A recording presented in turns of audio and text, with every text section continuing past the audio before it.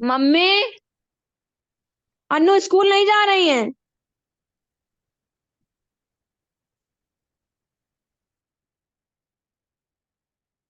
तो म्यूट कर लिया करो भाई।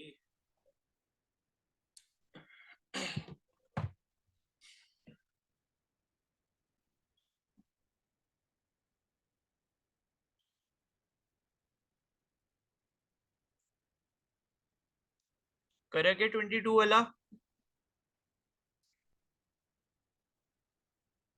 किया भाई किसी ने?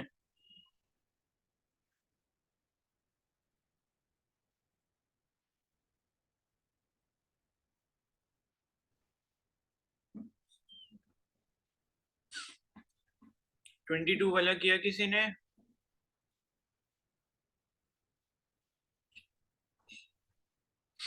ठीक है। तो वो ऐसा है कि वो हो भी नहीं पाएगा क्योंकि उसमें आपको वैल्यू नहीं दी है अल्फा की। ठीक है। तो अभी करना कैसे देखो, आपको इसमें फॉर्मूला वही लगाना है। अ, इसमें क्वेश्चन जो आपसे पूछा था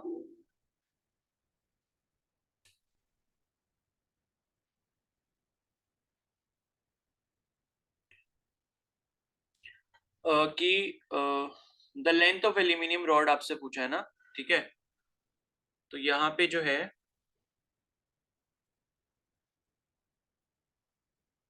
कॉपर रॉड की जो आपको लेंथ दी है यहाँ पे, वो आपको 88 सेंटीमीटर दी है, और एल्यूमिनियम रॉड की आपको लेंथ पता नहीं है। And have their increase in length independent of increase in temperature. तो यहाँ पे अगर आप ये देखोगे,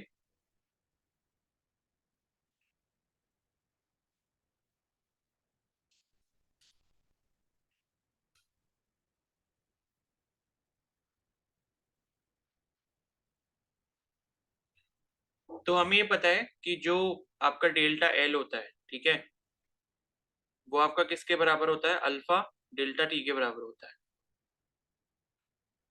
ठीक है। क्योंकि डेल्टा एल को ही हम क्या लिखते हैं, सॉरी एल भी आएगा यहाँ पर, एल, ये एल कौन सा है? L initial. तो डेल्टा एल हमें पता है L final minus L initial होता है। तो वो तब हम लगाते हैं जब हमें एल फाइनल की वैल्यू निकालनी होती है। लेकिन यहाँ पर आपसे बोला है कि भाई जो चेंज इन लेंथ है वो आपका इंडिपेंडेंट ऑफ टेम्परेचर है, यानी कि डेल्टा एल जो है वो डेल्टा टी पे डिपेंड नहीं कर रहा। ठीक है। अगर इस पे डिपेंड नहीं कर रहा है तो इसका मतलब है कि जो डेल्टा एल की वैल्यू है वो आप ऐसे लिख सकते हो कि एल इनिशियल इंटू अल्फा हो गया। आप ऐसा कह सकते हो। ठीक है। तो यहाँ पर ये बोला है कि जो आई थिंक ये सेम बोला है दोनों के लिए जो डेल्टा एल की वैल्यू है।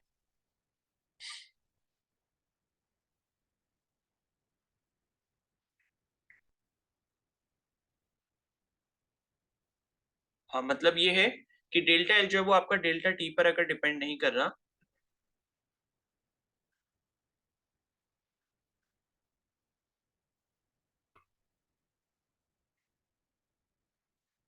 ठीक है।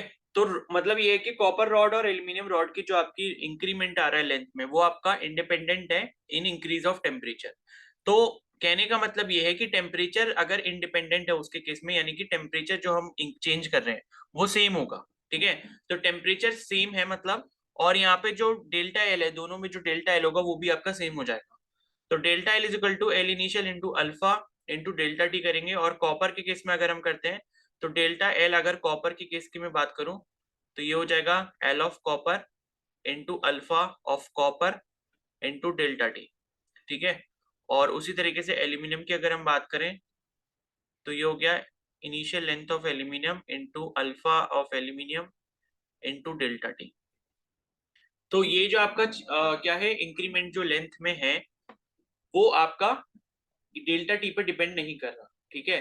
तो डेल्टा टी पर अगर ये डिपेंड नहीं कर रहा है इसका मतलब है कि चेंज इन टेम्परेचर हम ये बोल सकते हैं कि दोनों के केस में क्या होगा, सेम होगा। तभी तो वो अलग अलग नहीं है, मतलब चेंज इन टेम्परेचर सेम हो रहा है, जिस वजह से क्या है वो डेल्टा टी पर क्या करेगा, डिपेंड नहीं करेगा। और दूसरी चीज ये है कि यहाँ पर जो मतलब लेंथ है, इंक्रीमेंट ऑफ लेंथ जो है वो भी आपका डेल्टा एल जो है वो क्या होगा, सेम होगा। ठीक है, तो 22 के केस में हम क्या करेंगे, इन दोनों वैल्यूज को बराबर कर देंगे, जो आपका एल्यूमिनियम वाले रॉड के केस में चेंज आ रहा है और जो कॉपर वाले के केस में चेंज आ रहा है। तो ये है इसमें कि delta L of the given two rods of copper and aluminium are independent of temperature change, that is delta T is same for both copper and aluminium. ठीक है, तो डेल्टा टी पर वो डिपेंड नहीं कर रहा, तो इसका मतलब है कि डेल्टा एल की वैल्यू दोनों की क्या हो जाएगी, सेम हो जाएगी। और यहां से हम यह क्या कर लेंगे, यहाँ पर लिख लेंगे कि एल कॉपर का जो है इंटू अल्फा जो कॉपर का है into delta T is equal to L of aluminium जो है इंटू अल्फा ऑफ एल्यूमिनियम जो है इंटू ये डेल्टा टी। तो डेल्टा टी तो सेम है, ये कैंसिल हो जाएगा और यहाँ पर आपके पास बचेगा length of copper into alpha of copper is equal to length of aluminium into alpha of aluminium. अब यहाँ पर क्या, ये अल्फा की वैल्यू तो आपको दी नहीं थी, तो वैसे जब भी क्वेश्चन आएगा तो ये आपको अल्फा की वैल्यू दी होगी तभी आप इसको सॉल्व कर पाओगे। तो यहाँ पर आपको एल्यूमिनियम रॉड की वैल्यू निकालनी थी, तो लेंथ ऑफ एल्यूमिनियम रॉड जो हो जाएगा वो क्या हो जाएगा, length of copper into alpha of copper upon alpha of aluminium. तो ये जब आप करोगे, यहाँ पर आपको लेंथ जो इसकी है वो आपको 88 सेंटीमीटर दी है, तो उसको आप क्या कर लोगे, मीटर में रख लोगे। और इसकी जो वैल्यू होती है अल्फा की, ठीक है, अल्फा की जो वैल्यू होती है यहाँ पर कॉपर के लिए वो होती है आपकी 1.7 इंटू 10⁻⁻5। तो ये आपको क्वेश्चन में दी होगी। और एल्यूमिनियम की जो वैल्यू वो आपको 2.2 इंटू 10⁻⁵ दी होती है। ठीक है, तो ये जब आप पूरी कैलकुलेशन कर लोगे, यहाँ पे चाहो तो आप 88 सेंटीमीटर ही रख लो, क्योंकि अल्फा अल्फा दोनों है तो अल्फा की तो यूनिट्स कैंसिल हो जाएंगी और लास्ट में बचेगा कि आपके पास जो भी आएगा वो सेंटीमीटर में आएगा। तो एल्यूमिनियम की लेंथ जो है वो आपकी किस में आ जाएगी, सेंटीमीटर में आ जाएगी। तो इस तरीके से आपको ये वाला क्वेश्चन कर लेना। ठीक है, अब ये क्लियर हो गया। Yes sir. अब बताओ इसके बाद यस कौन सा सर। पूछना है।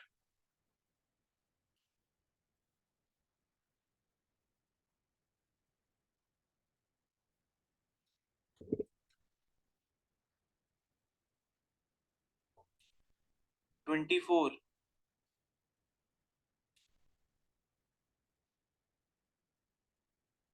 24 है, two rods, one of aluminium and the other made of steel having initial length L1 and L2 are connected together to form a single rod of length L1 plus L2. The coefficient of linear expansion of aluminium and steel are alpha A and alpha S respectively. If the length of each rod increases by the same amount, then their temperature raised by T degree Celsius, then find the ratio of L1 and L1 plus L2. ठीक है, तो ये काफी सही question है। तो 24 के case में यहाँ पर किया क्या है कि आपके पास दो रॉड है, एक एल्यूमिनियम की और एक आपकी स्टील की, और इनकी इनिशियल लेंथ दी है और इनको साथ में क्या कर दिया, जोड़ दिया है। तो ये मान लो यहाँ पर एक ये रॉड हो गई आपकी एल्यूमिनियम की, और इसके बाद यहाँ पर एक जो रॉड हो गई वो किसकी हो गई, स्टील की हो गई। ठीक है, तो ये वाली आपकी पहली वाली एल्यूमिनियम की है और दूसरी वाली स्टील की। इसको आपने क्या करा, दोनों को जोड़ दिया, और इनिशियल लेंथ इनकी L1 और L2 दी हुई है। इसकी लेंथ L1 हो गई और इसकी जो लेंथ है वो कितनी हो गई, L2 हो गई। तो हमने क्या करा, इसको जोड़ के एक सिंगल रॉड बना ली जो कि आपकी L1 प्लस L2 लेंथ की है। ठीक है, तो इन दोनों को हमने जोड़ दिया। The coefficient of linear expansion जो आपको दिए हुए हैं, इसका आपका अल्फा ए दिया हुआ है, इसका आपका अल्फा एस दिया हुआ है। ठीक है, तो if the length of each rod increases by the same amount, तो लेंथ जो यहाँ पर इंक्रीज हो रही है वो आपकी सेम अमाउंट से हो रही है, यानी कि डेल्टा ए एल की जो वैल्यू है, मतलब डेल्टा एल ए एल की जो वैल्यू है, और जो यहाँ पर आपकी delta steel delta S steel की जो वैल्यू है, मतलब डेल्टा एल जो आपका स्टील का है वो, तो यहाँ पर आपको delta L of aluminium is equal to delta L of steel, ये आपको दिया हुआ है। यानी कि चेंज इन लेंथ जो है वो क्या आपका सेम है। The length of each rod increases by the same amount when their temperatures are raised by T degree Celsius. तो आपने जो यहाँ पर टेम्परेचर रेज करा वो T डिग्री सेल्सियस क्या है, यानी कि ये जो वैल्यू ये आपकी किसकी वैल्यू हो गई, डेल्टा टी की वैल्यू हो गई। तो delta T is equal to T degree Celsius पे आपकी यहाँ पर जो चेंज इन लेंथ है वो आपका सेम होता है। तो आपको यहाँ पर रेशियो बताना है किस किस का, L1 और L1 प्लस L1 और L1 प्लस L2 का। ठीक है, तो अब बस वही वाला सिंपल फॉर्मूला इस्तेमाल करेंगे और उसी से हम क्या करेंगे, रिलेशन निकाल के और रेशियो निकाल देंगे फिर। ठीक है, तो कर लेते हैं इसे। तो आपको पता है ये कंडीशन हमें दी हुई है कि चेंज इन लेंथ जो है वो दोनों की सेम है, इसी को हम आगे कंटिन्यू करते हैं। तो ये वाला जो फॉर्मूला होता है डेल्टा एल का, डेल्टा एल का फॉर्मूला क्या होता है, L initial into alpha of aluminium into delta T, ये होता है। ठीक है, L initial into alpha into delta T, तो ये फॉर्मूला तो आपको पता ही है। तो उसी तरीके से यहाँ पर भी इसका एल इनिशियल होगा, ठीक है, और इंटू अल्फा ऑफ क्या होगा, स्टील होगा, इंटू डेल्टा टी होगा। अब आपको पता है डेल्टा टी दोनों के केस में टी डिग्री सेल्सियस है, तो ये तो आपस में क्या हो जाएंगे, कैंसिल हो जाएंगे, क्योंकि ये दोनों बराबर है। और उसके बाद यहाँ पर अगर आप पहला वाला एल्यूमिनियम के केस में देखोगे, तो एल इनिशियल यानी कि एल्यूमिनियम रॉड की जो ओरिजिनल लेंथ है वो कितने के बराबर है, L1 के बराबर है। तो ये हो जाएगा आपका L1, ठीक है, इनटू ये हो जाएगा alpha alpha L is equal to L initial जो आपका स्टील रॉड का है वो कितना है, L2 के बराबर है। तो ये हो गया आपका L2 और ये हो गया अल्फा ऑफ स्टील।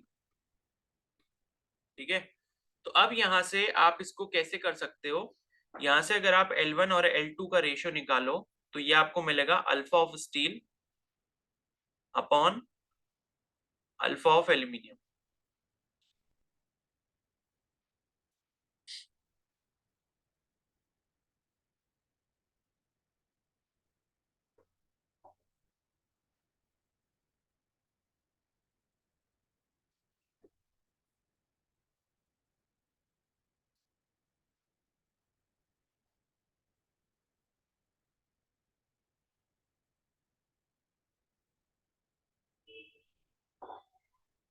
ठीक है, ये मिल गया। और इसके बाद जो है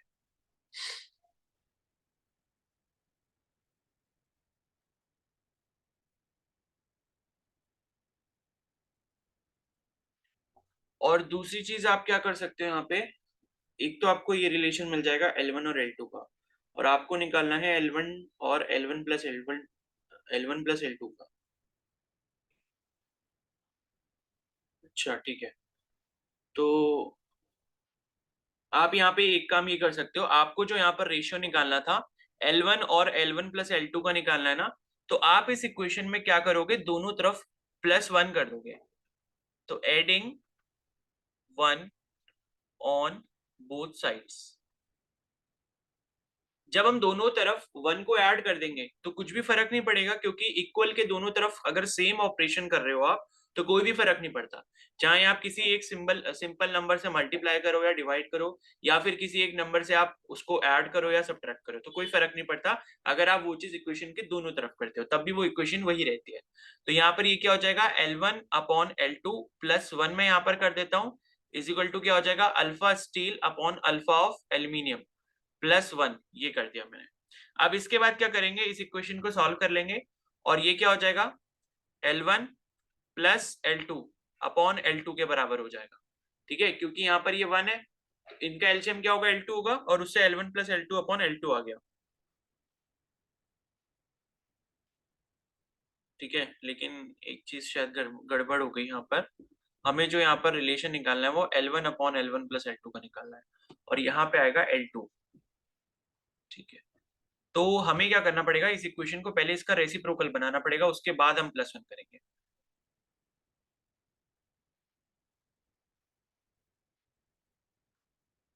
ठीक है, तो इस इक्वेशन को हम क्या कर सकते हैं, इस इक्वेशन को मैं रेसिप्रोकल इसका लिख सकता हूं, अगर L1 अपॉन L2 की value alpha steel upon alpha L है, तो L2 अपॉन L1 की जो वैल्यू है वो आपकी क्या हो जाएगी, alpha aluminium upon alpha steel के बराबर हो जाएगी। मैंने उसका क्या कर दिया, रेसिप्रोकल कर दिया। अब मैं इसमें 1 ऐड करता हूं, तो L2 upon L1 +1 is equal to alpha a upon alpha steel +1। तो दोनों तरफ जब आप +1 करेंगे तो हमें क्या मिल जाएगा,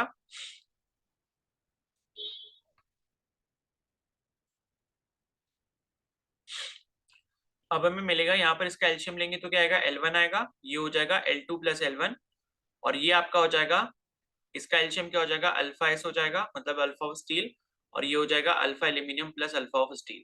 ठीक है, ये हो गया। और इसका अब अगर आप रेसिप्रोकल कर देते हो इस इक्वेशन का, तो ये बन जाएगा L1 अपॉन L1 plus L2 is equal to alpha s upon alpha aluminium plus alpha steel.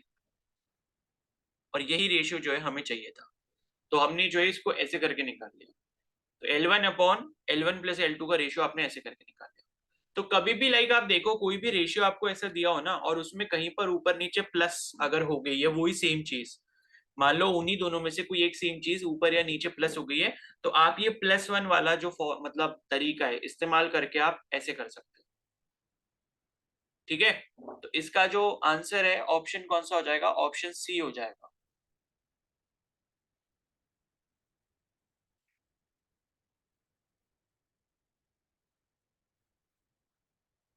ठीक है, तो 24 का क्या हो गया, सी हो गया, अल्फा एस अपॉन अल्फा ए प्लस अल्फा एस।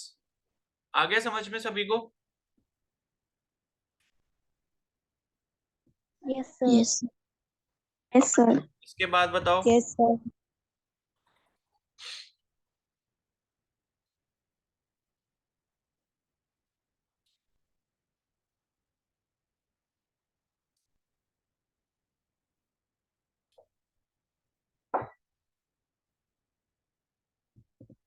इसके बाद कौन सा पूछना है?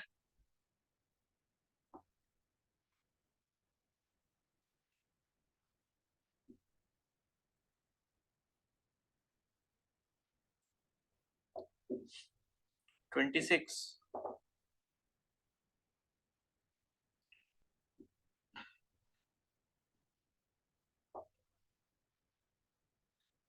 तो 26 आपको दिया है,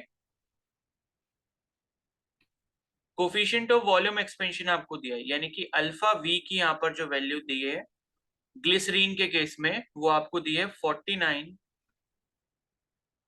इंटू 10⁻⁻5 डिग्री सेल्सियस, मतलब पर डिग्री सेल्सियस। ठीक है, तो what is a fractional change in density for a 30 degree Celsius rise in temperature.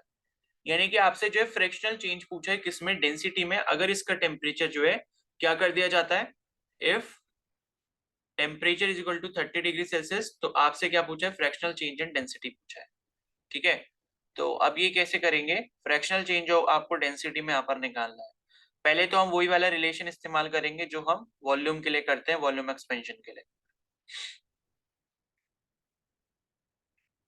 ठीक है, तो हमें ये पता है भाई, जैसे अभी हमने लेंथ के लिए रिलेशन मैंने आपको बताया था जो हमने पढ़ भी रखा ऑलरेडी, तो वॉल्यूम के केस में क्या होता था कि जो आपका डेल्टा वी बाई वी की वैल्यू है ये आपकी प्रोपोर्शनल होती थी किसके, ये आपकी प्रोपोर्शनल होती थी डेल्टा टी के। ठीक है, तो फ्रैक्शनल चेंज इन वॉल्यूम जो होता है वॉल्यूम एक्सपेंशन के केस में, जैसे अभी लीनियर एक्सपेंशन के केस में देखा था कि डेल्टा एल बाई एल जो होता है वो directly proportional to delta T होता है, और ये डायरेक्टली प्रोपोर्शनल साइन हटने के बाद अल्फा एल आ जाता है। तो उसी तरीके से यहाँ पर जो फ्रैक्शनल चेंज इन वॉल्यूम होता है जो कि डेल्टा वी बाई वी होता है, ये आपका directly proportional to delta T होता है।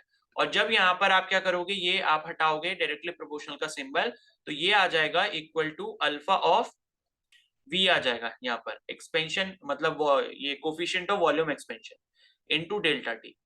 तो ये इक्वेशन जो है आपको पता है ये ऐसे हो जाती है, तो डेल्टा वी की जो वैल्यू है वो क्या हो जाएगी, v into alpha v into delta T होगी। तो ये फॉर्मूला वैसा ही हो गया जैसा आपका लीनियर एक्सपेंशन के केस में होता है। अब यहाँ पर हमें क्या करना है,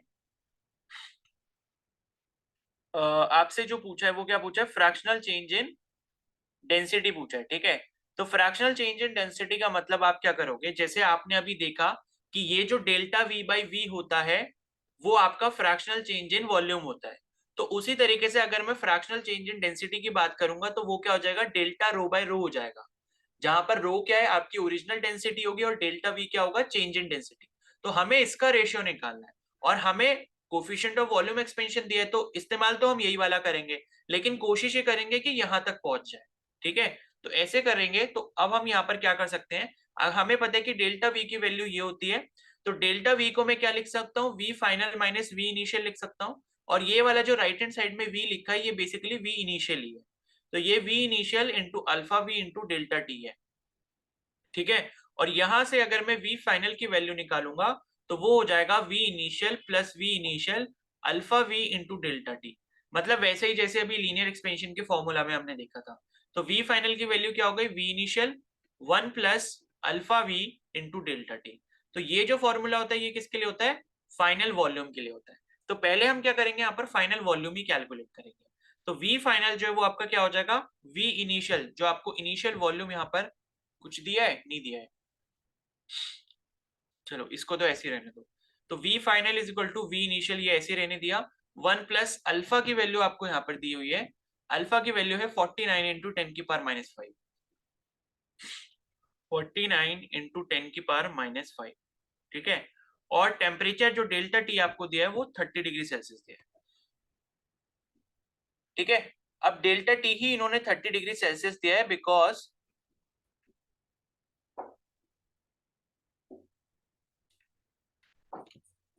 26 ना, हाँ इन्होंने ये बोला है कि 30 degree Celsius rise in temperature है। मतलब ये जो वैल्यू है वो आपकी डेल्टा टी की है, क्योंकि 30 डिग्री राइज है।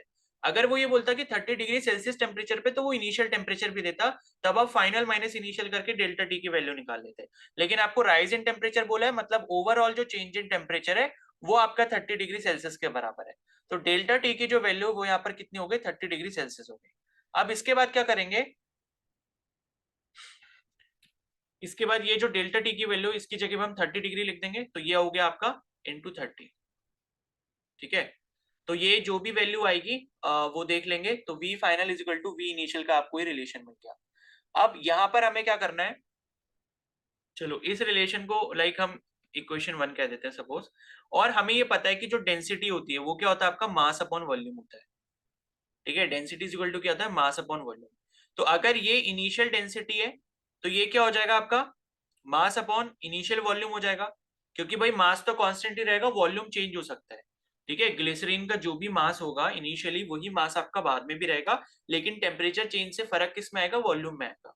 तो मास तो आपका कांस्टेंट रहेगा। तो इनिशियल अगर डेंसिटी की बात करें तो rho I is equal to M upon we initial हो जाएगा, वॉल्यूम ऑफ इनिशियल। और इसी तरीके से अगर हम यहाँ पर रो एफ की बात करें फाइनल वॉल्यूम की, तो ये मास अपॉन वी फाइनल हो जाएगा, ठीक है, वी फाइनल हो जाएगा। अब उसके बाद हमें ये पता है कि ये जो रो एफ है, ठीक है, rho F is equal to mass upon V final है। तो इसको हम ऐसे भी लिख सकते हैं, एम अपॉन वी फाइनल की वैल्यू ये जो इक्वेशन 1 में आपने निकाली है इसको यहाँ पर आप रख सकते हो। तो v initial 1 plus 49 into 30 into 10 की पावर माइनस 5, ठीक है। तो ये हमने रो एफ की वैल्यू निकाल ली वी इनिशियल के टर्म में। अब रो इनिशियल की वैल्यू मिल गई, रो फाइनल की वैल्यू मिल गई। अब हम यहाँ पर इजीली कैलकुलेट कर सकते हैं फ्रैक्शनल चेंज इन वॉल्यूम। तो फ्रैक्शनल चेंज इन वॉल्यूम का मतलब क्या है, जो फ्रैक्शनल चेंज इन वॉल्यूम का मतलब हमने यहाँ पर देखा था वो क्या देखा था, डेल रो अपॉन रो, ठीक है, change in volume upon initial volume. तो फ्रैक्शनल चेंज इन वॉल्यूम जो हो जाएगा वो हो जाएगा del rho upon rho initial. तो डेल रो जो होता है वो क्या होता है, rho final minus rho initial upon rho initial, ठीक है। तो ये इसमें लगा देंगे। तो रो फाइनल की जो वैल्यू है वो आपके पास है M upon we initial 1 plus 49 into 30 into 10 की पावर माइनस 5। तो ये हो गई रो फाइनल की वैल्यू, माइनस यहाँ पर क्या करेंगे, रो इनिशियल की वैल्यू। रो इनिशियल क्या आपका मास अपॉन वी इनिशियल है, तो ये हो गया एम अपॉन वी इनिशियल। और नीचे क्या आ जाएगा, इनिशियल वॉल्यूम आ जाएगा जो कि एम अपॉन वी इनिशियल है, ठीक है। तो इतना जो है आप यहाँ पर सॉल्व कर लोगे। अब आप यहाँ पर ये देख रहे हो कि ये एम अपॉन वी इनिशियल यहाँ पर भी है, यहाँ पर भी है और यहाँ पर भी है। तो ऊपर वाले का कॉमन लेके आप नीचे वाले से कैंसिल कर दोगे। तो ये आपका एम अपॉन वी इनिशियल में अगर ऊपर से कॉमन ले लेता हूं ऊपर वाले फ्रैक्शन से, तो ऊपर वाले फ्रैक्शन में बचेगा क्या, 1 अपॉन 1 प्लस 49 इंटू 30 इंटू 10 की पावर माइनस 5, इतना बचा आपके पास यहाँ पे। और यहाँ पर क्या बचा, -1 बचा। और नीचे भी आपका क्या है, एम अपॉन वी इनिशियल है, ठीक है। तो ये वाला एम अपॉन वी इनिशियल और ये ऊपर वाला एम अपॉन वी इनिशियल ये कैंसिल हो जाएंगे। तो यहाँ पर आपके पास फ्रैक्शनल चेंज की जो वैल्यू आई वो आपके पास यहाँ पर क्या बचा, 1 अपॉन 1 प्लस 49 इंटू 30 इंटू 10 की पावर -5 और यहाँ पर आ जाएगा -1। ठीक है, तो ये जब आप यहाँ पर सॉल्व करोगे तो कितना आ जाएगा, ये हो गया 1 अपॉन, इसको सॉल्व भी कर लेते हैं नीचे। ठीक है, तो ये हो जाएगा 1 प्लस 49 इंटू 30 जब करेंगे तो 49 3 जा कितना होता है, 3 9 जा 27, 2 कैरी 3 4 जा 12, 240, तो 147 हो गया और इसको 30 कर देंगे तो ये 1470 हो जाएगा। तो ये हो गया 1 प्लस 1470 इंटू 10 की पावर -5, यहाँ पर -1 इज इक्वल टू क्या हो जाएगा 1 अपॉन 1 प्लस, अब यहाँ पर ये इसको सॉल्व करेंगे 10 की पावर -5 से, तो ये बन जाएगा आपका 0.01470, यानी कि 5 प्लेसेस पहले डेसिमल लग जाएगा।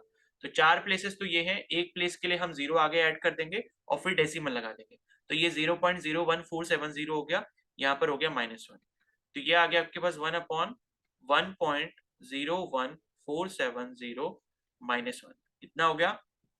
अब बस एलसीएम ले लेंगे, तो ये हो जाएगा 1 माइनस 1.01470। ठीक है, एक मिनट, आई थिंक कुछ गड़बड़ हो गया है, ये 1 से ज्यादा वैल्यू कैसे आ जाएगी।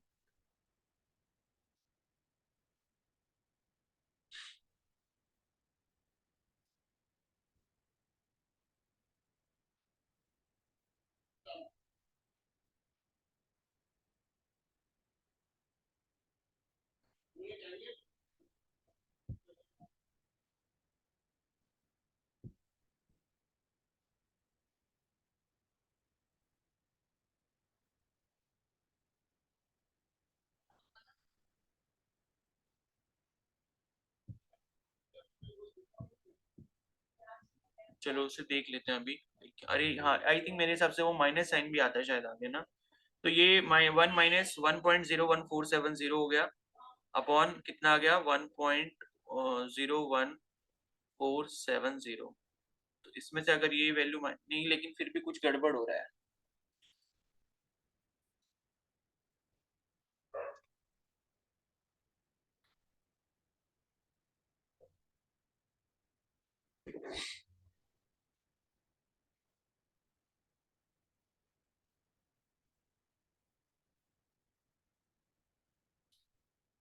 क्या गड़बड़ हुआ है यहाँ पे।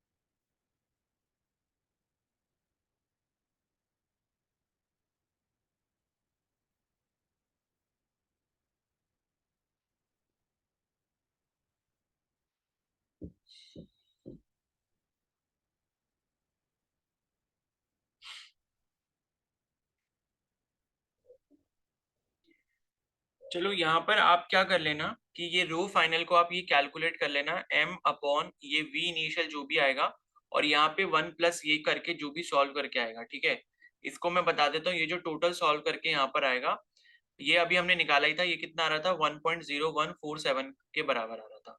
ठीक है, और ये जब आप इसको और सॉल्व करोगे यानी कि m अपॉन v1, और ये क्या है आपका 1 अपॉन 1.0147 है। ठीक है, तो ये जब आप सॉल्व करोगे तो डिवाइड करने के बाद आएगा 0.0145 के बराबर। तो इतना जो है ये आपके पास क्या आ गया, पी फाइनल की वैल्यू हो गई।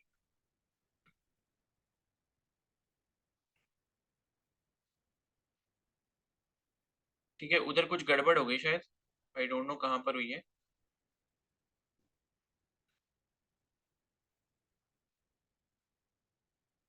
तो अब देखो यहाँ पर करना कैसे, जब आपको ये ये किसकी वैल्यू मिल गई थी, ये रो एफ की वैल्यू मिल गई थी। ठीक है, फाइनल की वैल्यू मिल गई थी यहाँ पर, ये रो एफ की वैल्यू है। तो यहाँ पर रो एफ की वैल्यू के बाद क्या हो जाएगा, ये जो आपने ये निकाला था ना del rho by rho initial, तो ये आपका क्या बन जाएगा p final minus p initial.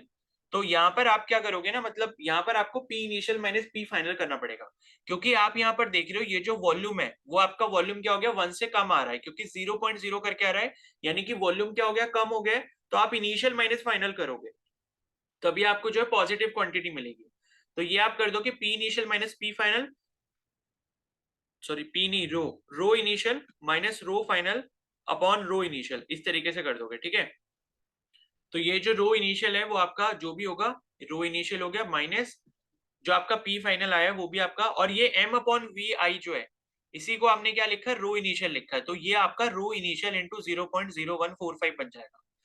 तो इतना बनने के बाद जो है रो इनिशियल में से आप 0.0145 रो इनिशियल माइनस करोगे और उसको रो इनिशियल से डिवाइड करोगे, तो रो इनिशियल कॉमन लेके आप कैंसिल कर दोगे और ये आपके पास बचेगा 1.0145, ठीक है, 1.0145, बस इतना बचेगा, नीचे भी तो 1 ही है। तो इतना जब आप ये कैलकुलेट करोगे तो आपके पास, एक सेकेंड,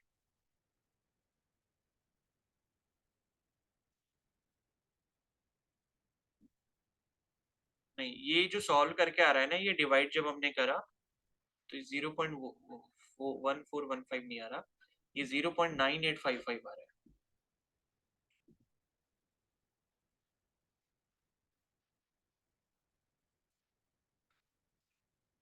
0.9855 ये आ रहा है सॉल्व करके 1/1.0147। तो ये जब आप सॉल्व कर लोगे तो ये कितना बन जाएगा, रो आई इंटू 0.9855 बन जाएगा। और उसके बाद जब आप इसको नीचे ले आओगे, रो इनिशियल माइनस दिस मच करोगे,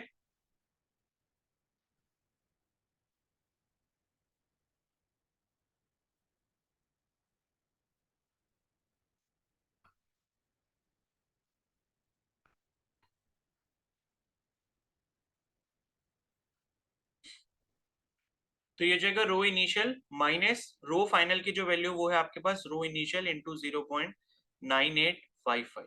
इतना जब आप करोगे तो रो इनिशियल कॉमन लेके तो वो कैंसिल हो जाएगा और आपके पास क्या बचेगा, 1.09855 बचेगा। और ये जब आप सॉल्व करोगे तो ये आपके पास आएगा 0.0145। तो ये जो है ये आपका आंसर होगा डेल रो बाय रो इनिशियल का, ठीक है। इसे एक बार खुद से करके देख लेना तो आपको और अच्छे से क्लियर हो जाएगा, बाकी प्रोसेस यही सेम रहेगा। वो कुछ कैलकुलेशन की गड़बड़ इसलिए हो रही थी क्योंकि फाइनल वॉल्यूम जो है वो आपका इनिशियल वॉल्यूम से कम आ रहा था, ठीक है। क्लियर है अब ये वाला?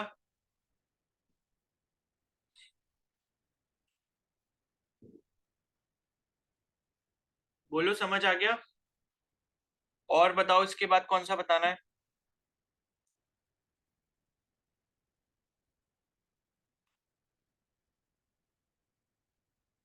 27 27? अरे तो देखो इसमें करना क्या था, ये चीज तो आपको समझ आ गई होगी ना, अल्फा वी की वैल्यू दी है, डेल्टा टी की वैल्यू दी है, और हमने ये देखा कि भाई ये जो डेल्टा वी बाई वी है वो आपका डेल्टा टी के प्रोपोर्शनल होता है। तो ये सब तो डेरिवेशन मैंने पहले ही करवा दिया था, ठीक है, ये तो आप ऑलरेडी कर चुके हो। तो वी फाइनल की वैल्यू जो है वो ये आ जाती है। वी फाइनल के बाद आप क्या कर रहे हो, यहाँ पे आपने अल्फा वी की वैल्यू रख दी।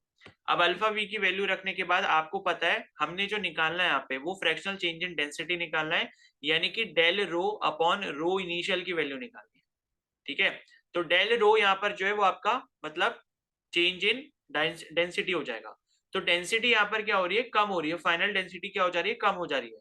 क्योंकि जब भी आप टेम्परेचर बढ़ाओगे किसी भी चीज का तो जनरली क्या होती है, उसकी डेंसिटी कम होती है, वो एक्सपैंड करता है। तो इस वजह से डेल रो जो है वो हम रो फाइनल रो इनिशियल ना रख के रो इनिशियल माइनस रो फाइनल लिखेंगे, तभी वो पॉजिटिव क्वांटिटी मिल पाएगी। ठीक है। तो रो इनिशियल की वैल्यू ये हो जाएगी मास अपॉन वॉल्यूम इनिशियल, और फाइनल की क्या हो जाएगी, मास अपॉन फाइनल वॉल्यूम हो जाएगी। मास तो कांस्टेंट ही रहेगा, वॉल्यूम चेंज हो रहा है बस। तो वी फाइनल की जगह पे आपने क्या लिख दिया, ये लिख दिया वी इनिशियल ब्रैकेट में 1 प्लस अल्फा डेल्टा टी, जो भी ये वैल्यू आई थी इक्वेशन नंबर 1 से। और ये करने के बाद आप क्या करोगे, rho final equal to this much करा, एम अपॉन वी आई क्या है, रो इनिशियल है, और 1 अपॉन 1.0147 को जब डिवाइड करोगे तो 0.9855 आएगा। तो ये जो आपको रिलेशन मिल गया ये रो फाइनल का मिला। अब रो फाइनल अगर मिल गया तो आप बस ये वाला फॉर्मूला इस्तेमाल कर लोगे, change in volume upon initial volume, sorry change in density upon initial density. तो del rho upon rho initial इस्तेमाल करोगे और उसके बाद यहाँ पर ये कर दोगे, बस सॉल्व कर देना है, रो इनिशियल और रो फाइनल का वो निकालोगे कि कितना डिफरेंस है और उसको रो इनिशियल से डिवाइड करोगे। तो ये रो इनिशियल है और ये वाला भी रो इनिशियल है, ये वाला भी रो इनिशियल है, तो ये आप कॉमन लेके कर दोगे, कैंसिल कर दोगे, आपके पास फाइनल जो बचेगा वो 1 माइनस 0.9855 बचेगा, और ये जब आप करोगे तो 0.0145 आपको आंसर बचेगा। ठीक है, तो अब इसके बाद कह रहे हो 27 और 29। ठीक है, तो 27 है the value of coefficient of volume expansion of glycerin is this much, the fractional change in density। तो अब ये तो सेम ही है, अब इसमें क्या करना है बताओ भाई, इसमें क्या करना है आपको, बस इसमें ध्यान ये रखना कि आपको जो वॉल्यूम एक्सपेंशन की वैल्यू दी है कोफिशिएंट की, वो आपको पर केल्विन में दिया, और टेम्परेचर राइज आपको 40 डिग्री सेल्सियस के लिए पूछा है, तो आप ये 40 डिग्री सेल्सियस को केल्विन में चेंज कर लेना, और प्रोसेस आप यही वाला सेम लगाओगे जो मैंने आपको इस क्वेश्चन में बताया।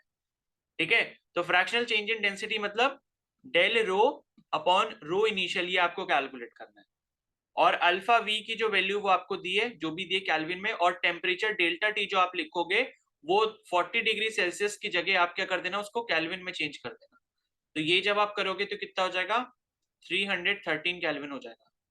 तो ये करने के बाद यही सेम प्रोसेस कर लेना जो पिछले क्वेश्चन में करवाया। ठीक है, क्लियर है?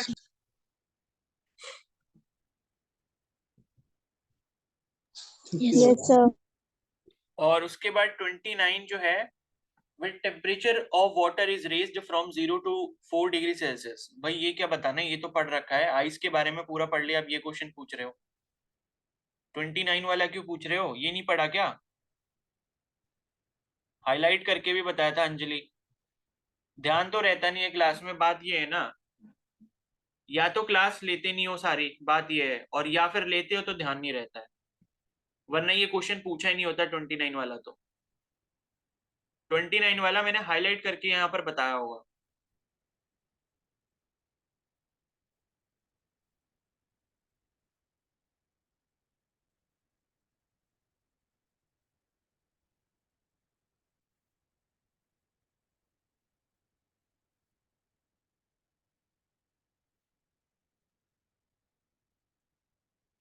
ये देखो यहाँ पे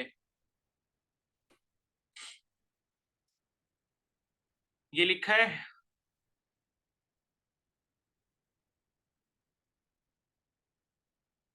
the volume of a given amount of water decreases as it is cooled from room temperature until its temperature reaches 4 degrees Celsius. Below 4 degrees Celsius, the volume increases and therefore the density decreases. ठीक है, तो this means that water has maximum density at 4 degrees Celsius. तो भाई 0 से अगर 4 के पास ले जाएंगे तो क्या होगा, इसका एक्सपैंड करेगा या वो करेगा, बताओ, एक्सपैंड करेगा या कॉन्ट्रैक्ट करेगा, कॉन्ट्रैक्ट। कॉन्ट्रैक्ट करेगा, पक्की बात है?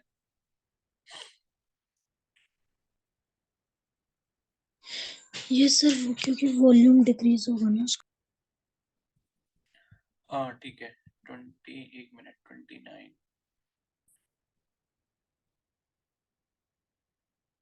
हाँ ठीक है, कॉन्ट्रैक्ट करेगा। ठीक है, तो भाई 4 डिग्री सेल्सियस पे क्या होती है, आपकी डेंसिटी मैक्सिमम होती है, और उससे ऊपर जब आप ले जाओगे, इसमें आपसे क्या बोला था कि कम करना है ना, मतलब 0 से 4 का मतलब है कि 4 से नीचे अगर आप जा रहे हो तो होगा क्या, 4 से नीचे जब आप जाओगे तो आपकी डेंसिटी क्या होगी, मतलब वो 0 से 4 जब आप करोगे तो यहाँ पर आपका जो भी है कि वॉल्यूम जो है, मतलब किसके बारे में पूछा है, वाटर के वॉल्यूम के बारे में पूछा ना, तो वो आपका क्या करेगा, कॉन्ट्रैक्ट करेगा। ठीक है, तो ये तो मैंने आपको पैराग्राफ पढ़ाया था, अब बाकी के क्वेश्चंस कल करेंगे। ठीक है, तो इसको अभी यहीं तक रखते हैं और फिर शाम को मिलते हैं। ठीक है, सर